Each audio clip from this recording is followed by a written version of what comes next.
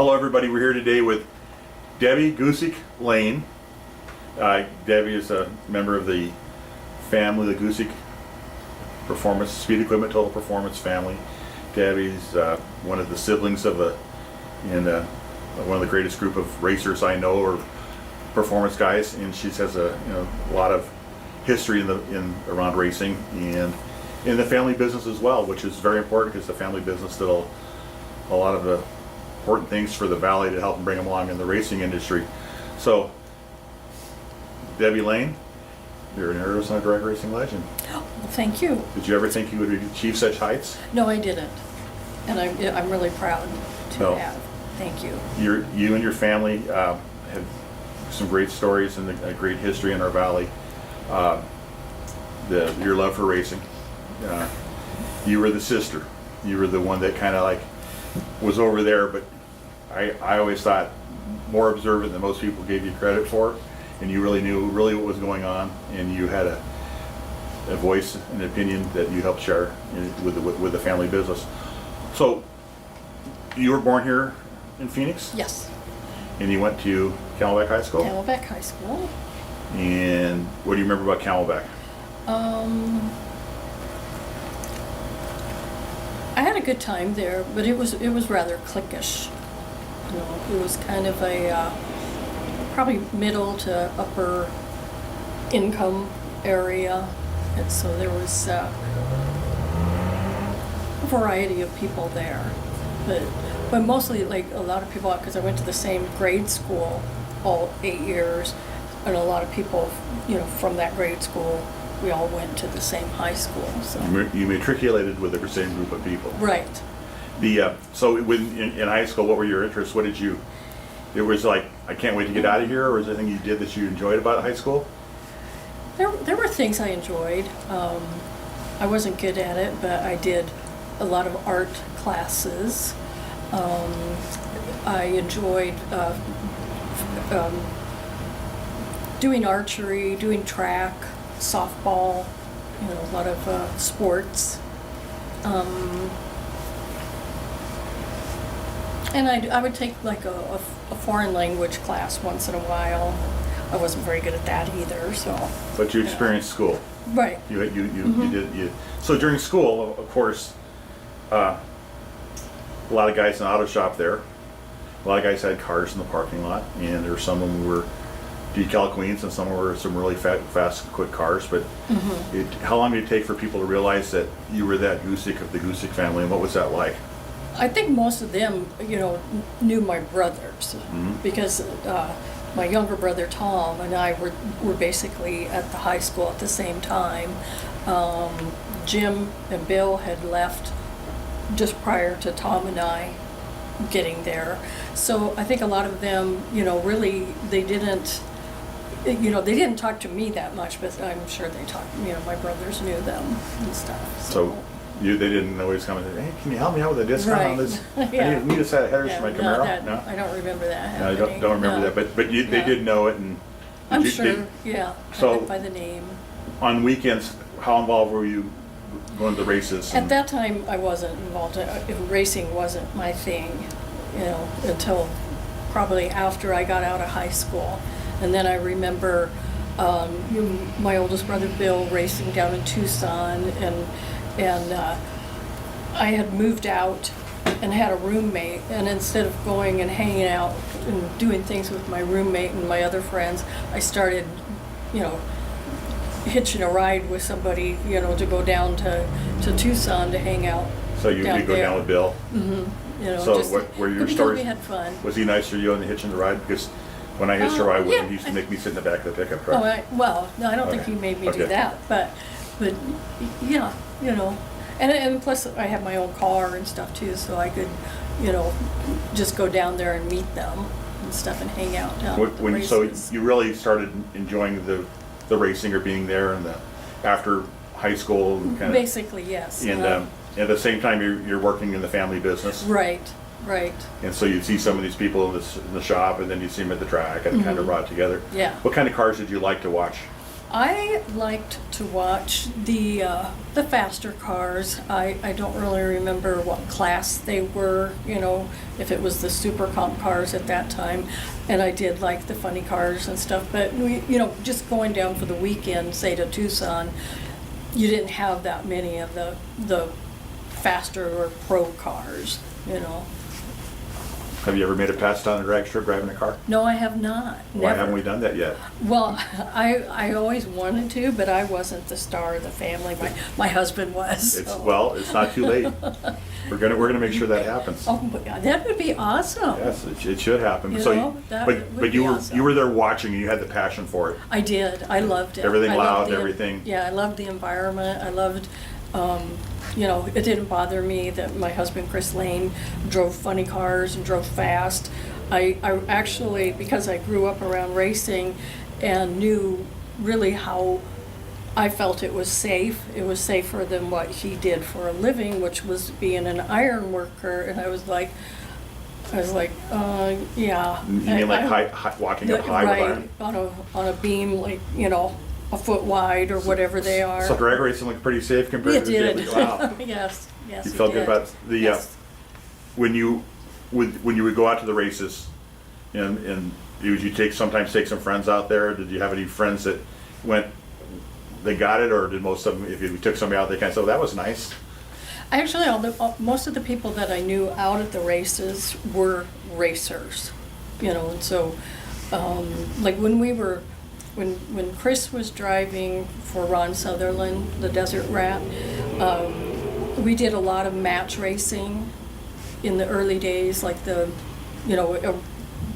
80s, early 90s and stuff. And so we would do, we'd go to Salt Lake City, Boise, Portland, Seattle, Spokane, do like a little loop like that. And so a lot of the people that were out there, were the other racers and their wives and families and stuff. And so we just, it was just like a big party, We'd all stay at the same place and go out to eat at the same place, same time. We'd make arrangements and do that. And so those were the people that I knew. So we hear about this Chris guy. Mm-hmm.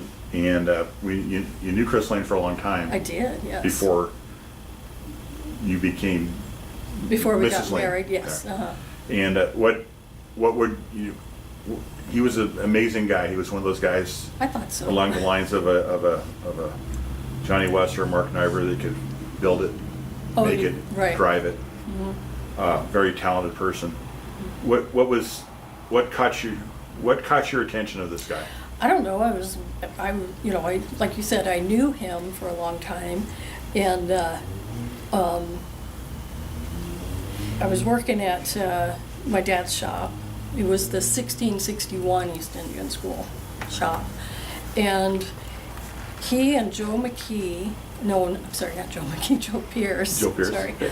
and Snidely, Greg Kritzer, had opened up a shop called Ace Auto on 16th Street, and they would come in and buy parts from us and stuff. And so, I don't know, Chris and I just started to talking to each other and got to know each other and just started dating and ended up getting married. We were married for, gosh, almost 40 years before he passed away. And yeah.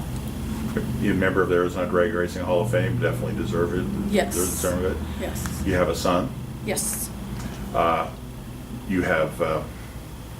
You've got some great stories about the different tracks you went to. Where's your favorite track? If you knew you were going to go somewhere, where did you like to go race? And then I'm not just in Arizona, but anywhere. Because Chris was a well-known racer, Right. definitely. I think we had a lot of fun in Spokane. That was always a nice place. Salt Lake City was a nice place that drew big crowds and was a nice place to race. I think we only raced like one or two times at Portland before they closed it down, and I liked it there. I mean, it was just so different than being here in the desert, there it was just green everywhere. And they, as far as track food went, I thought Portland had the best track food. It was, I was just like, oh yeah, I want to go back there to, So it wasn't hard convincing you to go to Portland? No, well, it wasn't hard to convince me to go to any track, really. I liked racing. So when they, as part of the team, were you there just for moral support, or did you find yourself jumping in and doing some things sometime? I loved to help out, like now I didn't, do a lot of work on the engine, but I would clean parts, I'd help pack the parachute, just do small things like that. So you're packing the parachute for your husband. Did he ever look at you? You are happy with me, right? You want to make sure you did that job very well? Right, Okay. yeah. And did you feel good that you were the one doing it versus Right. a pit member or somebody else, a pit crew member? Yeah. So very Right. very important thing. I had a lot of great stories about who packs the parachute for whom, and Right. if the driver's not doing themselves, it better be somebody that they trust. Right. Yeah. Because a lot of times, like especially doing match racing, we wouldn't always have a full crew. Sometimes it would just be, Ron and Val Sutherland and Chris and myself, and maybe Steve Marley couldn't go that weekend, or Snidely wasn't available or whatever, and so we'd pick up somebody at the track, which wasn't hard to do, but I'd always tell Chris like they don't get to do an important job, because we don't even know them or anything, so, But it wasn't hard to find somebody to help No. out because it was the passion, and It was, it was a funny car. yeah. There were times when being there that I'm sure that you had some concerns that when you saw possibly that there's some fires along the way or the engine, but it's amazing how blessed everything was that he came out on the good end. But is there a time you remember in particular that was like you wonder why you're doing this, or did you ever question? There was a time he was driving the Desert Rat car. It was out at Firebird. I don't remember like who he was racing against or anything, but the car did catch on fire. It was a really bad fire, and I didn't even realize how bad a fire it was until he wasn't even sure he wanted to get back into a car again. And then I was like, whoa, that was, I knew it looked bad, and he wasn't the kind of person that ever really talked a whole lot about that kind of stuff. But when he finally told me, like, he wasn't sure he wanted to get back into a car again, I was like, well, that's your choice, But I didn't really realize how bad that particular fire was until then, But he got back in. He did get back in. He continued to do well. And continued to do well, yes. The yes. Sutherland family, Ron Sutherland, another great. If he was still with us, we'd be interviewing him. Another great Arizona sure. legend. Yeah. What was Ron and Val like to be around? I really liked them. They were a lot of fun.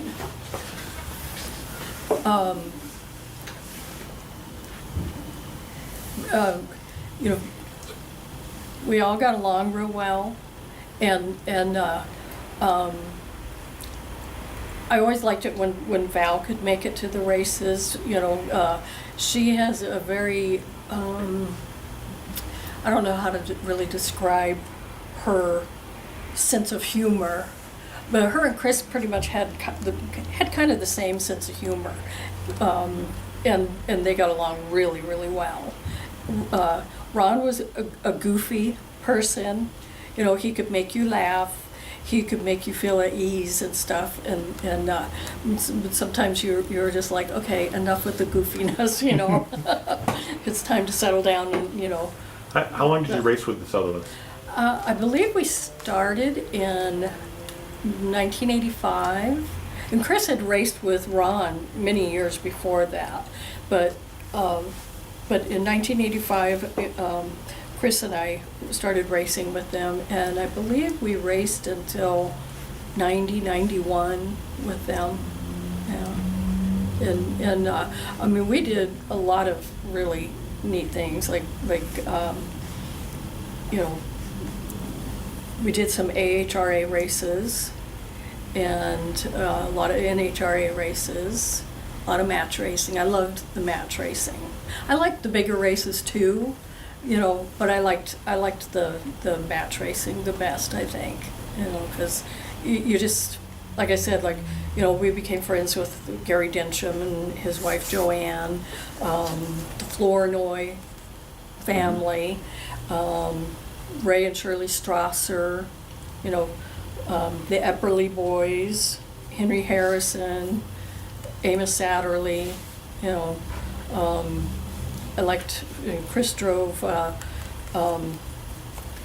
John Alleman's sheep herder, and I really enjoyed racing with John and Kathy a lot. You know, that was all fun to me. A lot of great friendships along the way. Mm-hmm. Yeah. Do you still hold those good friends, you know, when you see somebody? And Yeah, I don't really hear or see them as much, except maybe at the reunions. tell me and about the stuff. reunion and what that means to you. I'm like really proud of, you know, Bill for putting together the reunions and stuff. I think they're a lot of fun. For many years I didn't get to go to them because I was working and couldn't get away from work to go enjoy them and stuff. But now I'm retired, and so now I look forward to them. Well, think I know what you they're a did for a lot of living. fun. I know you do. And you have some exciting stories probably along the way there, but being married to a postal worker, letter carrier myself, Yes. I honestly think you should be told thank you for your service, Well, because thank you. it was a wacky job at times. It could be, yeah. Anything stand out that your day you said, I'm glad I got through this day? Probably just my last day. My last day was very hard. I had been on my route for a long, long time. I had some really super nice customers, and I was ready to retire, and I wanted to get through the day without crying. You know, because it was very emotional, because I'd known a lot of these people. I knew their families, you know, and so that was probably the hardest day, you know. So how many people are surprised when you tell them, when they ask you, well, you had an air-conditioned vehicle, right? Wrong. Arizona desert, in a fish tank? Right. It's like 30 degrees hotter inside those mail trucks, even if you have the windows open and that little 6-inch fan that they have stuck on the window. So this is your first year of retirement through the summer. Mm-hmm. It had to be a year of record 110 degree plus Exactly, days. yeah. How badly did that make you feel? Oh, not bad at all. My retired friends and I, we text each other. It's like, whoa, you know, we got out of there just in time, you know. But that was good for you and good for the family. The job Oh, provided yes. Mm-hmm. benefits, and you were, you know, what you did was good for Chris and your son as well. Right. But you still, at heart, you know, you missed some of the drag racing units. Did you miss many of the drag races because you couldn't get the 3-day weekend or the?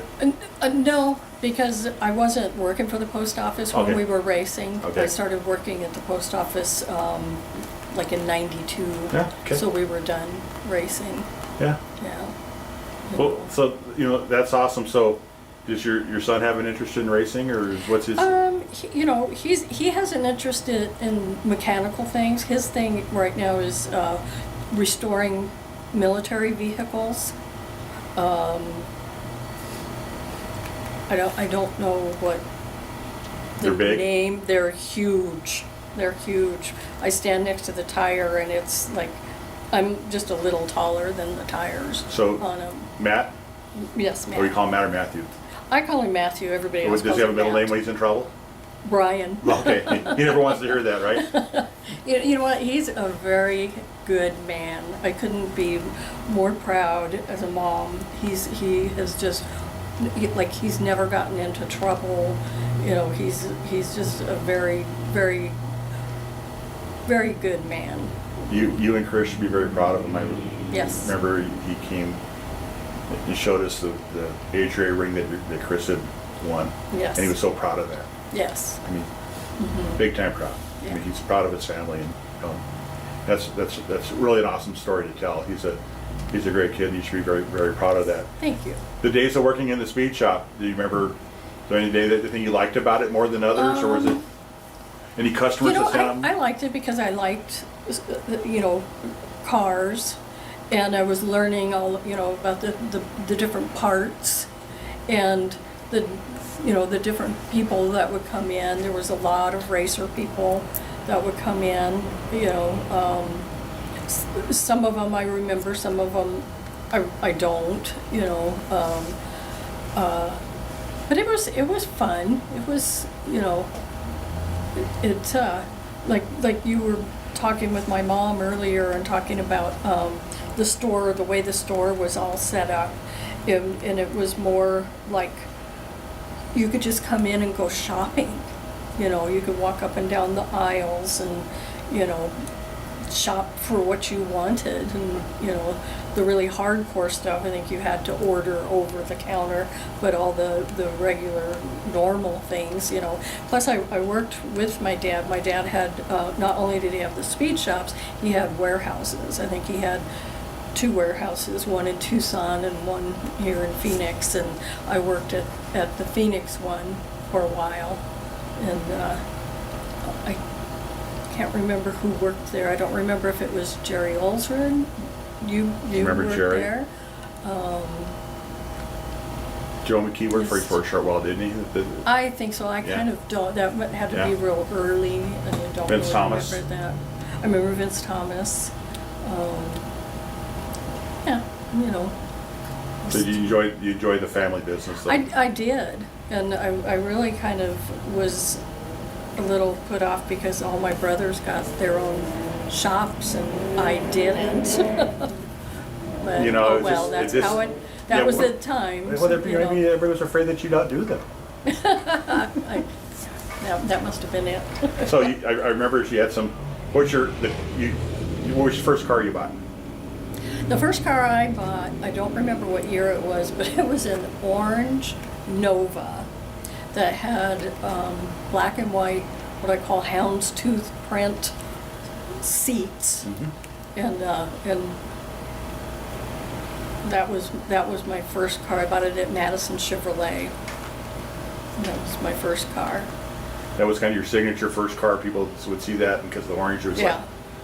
Yes, sir. I mean, it was huge. It was a huge car, And then I think I traded that in, and I got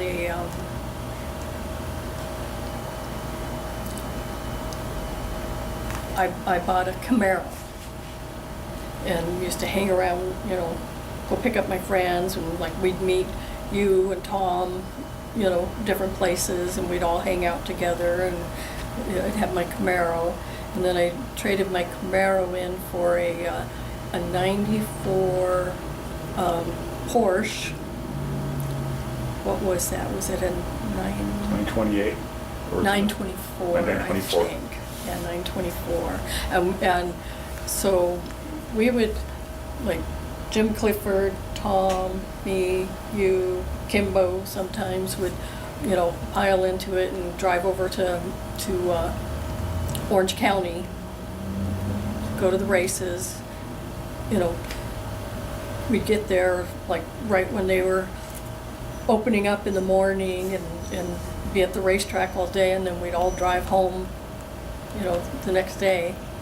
That was good times. Good I don't times. think I could do that now, but Well, that was fun. I think it's a little bit tough on everybody to do Right. that turnaround. I know how the long. But we had longer- enough people. Yeah. Yeah. Yeah, you could switch off. Right. I seem to remember on one of those drives, everybody fell asleep in the car. I think I might have been driving your Nova, and I took the wrong turn. I was going towards Riverside instead of Ontario or whatever, and everybody, I don't know. Yeah. We got there. It worked Right. out. Right. A big part of what you've done is, in the family is important. Your memories, you were a big part of the group. Even though you didn't have your own store, which you made a lot of things happen. You had a great relationship with Chris Lane. Great stories, great memories. You're now that you have the time, I know that you try to be as big a part of the reunion as possible. We'll see you there, the reunion, and have a chance to see some friends. Anything you missed the most about the drag racing, or Well, we did, we raced with Chris Karamessinis for a while. We helped out with Jimmy Stewart and Dave Settles. That was a lot of fun. I kind of miss, that. There was a lot of experience there. And we did really well, with Chris's car, Chris Karamessinis' car at that time. And then after that, we raced with Jim Murphy in the Holy Smokes car from up in Santa Rosa, California, and we had a good time with him also. We didn't do as well, I don't think, as we did with Karamessinis' car. But it was fun. It was different, and Chris wasn't driving at that time. He was the clutch guy on both of those cars, and so it was a different experience. But Chris had told each of them that he would go along and help, and they didn't really have to do anything but pay his way, but he wanted me to go along too, so everybody agreed to that, and so I got to go hang along, and we got to go to a lot of the big races that NHRA put on, which was a lot of fun, and it was a completely different experience than when we were match racing and racing with Ron and Val. you were the big show? We were at the big show, yeah. That was that was a lot of fun. It was just a whole different deal. The memories of Chris are fantastic. Your memories of the family, the speed shop, the different races. These are things that that people can never imagine. The awesome things you got to see and do. Right. And as such, you're part of it. You're a big part of your family's business. You're a big part of with Chris and the racing in the family. You may say I just did this or this, but you were a big part of it, and you gave support to a lot of people, and you inspired a lot of people, including myself. And as such, a very good reason why you're an Arizona drag racing legend. Well, thank you. I really appreciate it. And we Thank enjoy you. having you here today. Thank you so much. Thank you for inviting me. Thank you.